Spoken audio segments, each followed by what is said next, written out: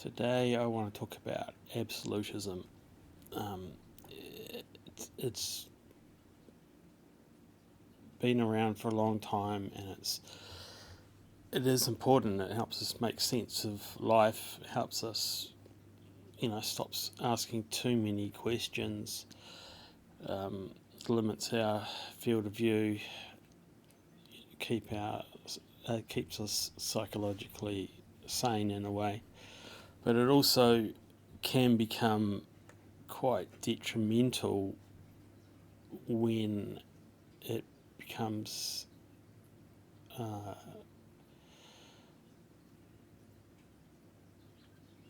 more important than logic. It's always been that logic. Well, historically, it's been that logic can change absolutes.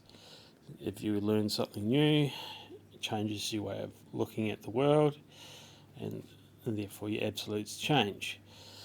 But when it becomes that the absolute supersedes logic, then historically at least, it's been very destructive. You can look at the witch trials in medieval Europe. You can look at the Crusades. You can look at the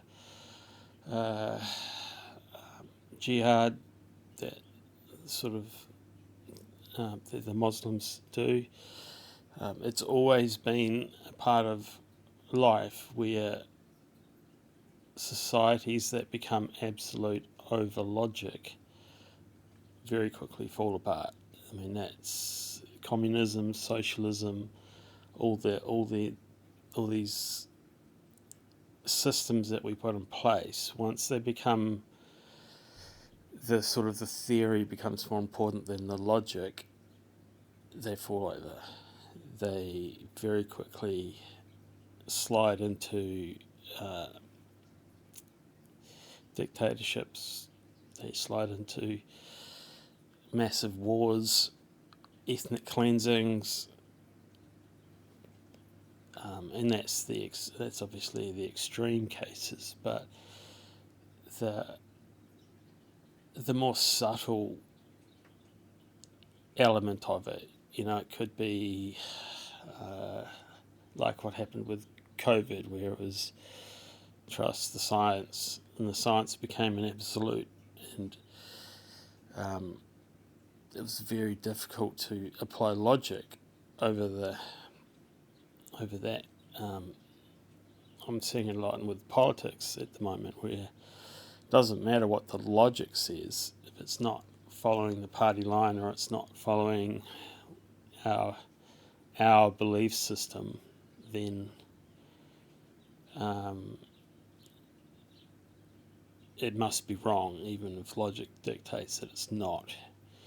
And when you look at historically, like I said, the witch trials are a pretty easy one for us to look at. I'll probably go into more detail in some other time. But, that was, logic became secondary to our belief system. It doesn't matter that there's no proof that these people are witches. It doesn't matter if there's no evidence. There's no, you can't have a logical argument against it, because it's a doctrine. It's a fundamental truth that must be obeyed, even when it's obviously wrong. And this goes into not just religious; it's a human nature thing.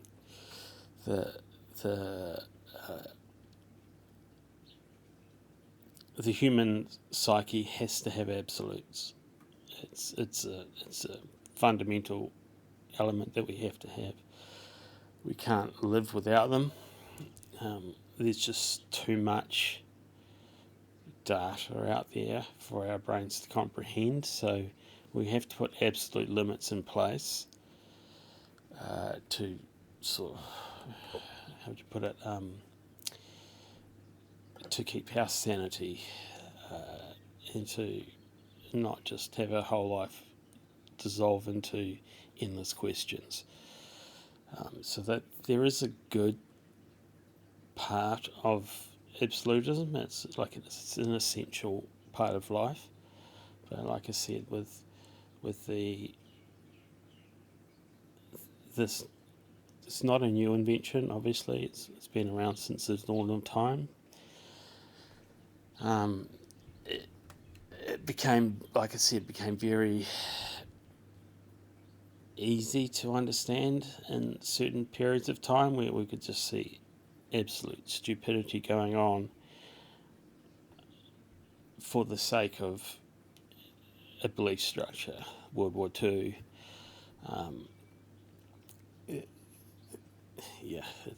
There's this endless examples of it, whether it be religious or governments, even science can be like this.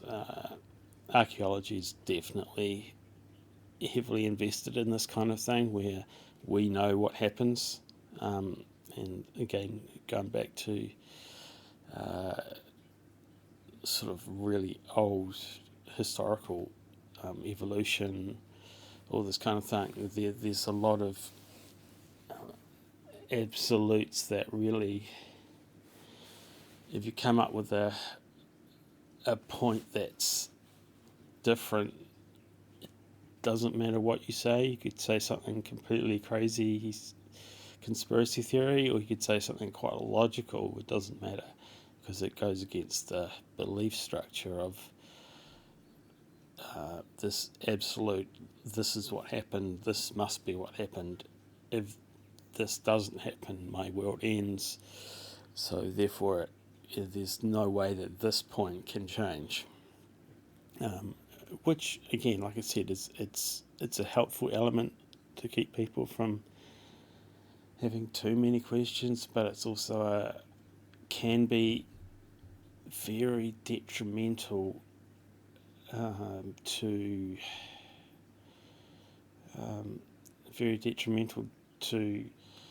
continuing growth.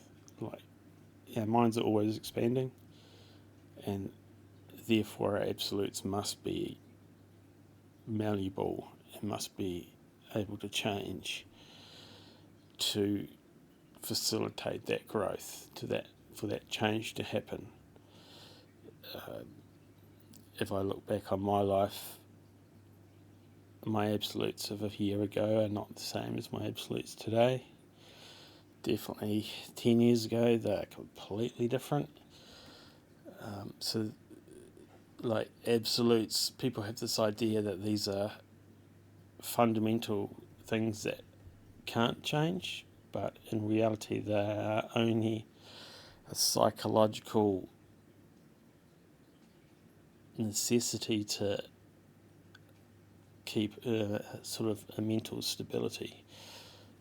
Otherwise, there's endless data.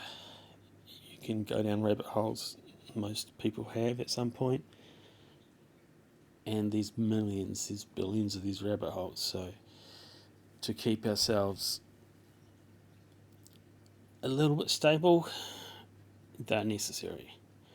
But they are a necessary thing that must be adjusted at all times according to logic, not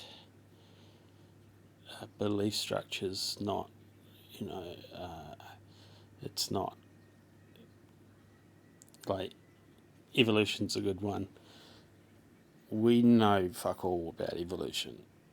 They'd say that they do, and it's a fairly well fleshed out theory, and that is true. But we know bugger all of anything of it. There's so much more that we don't know than we do, and even the things we do know are questionable, because that's the nature of theories. They always are theories. They're not, they're subject to change. They're not absolute, and that's the scientific method. Well, it was the scientific method.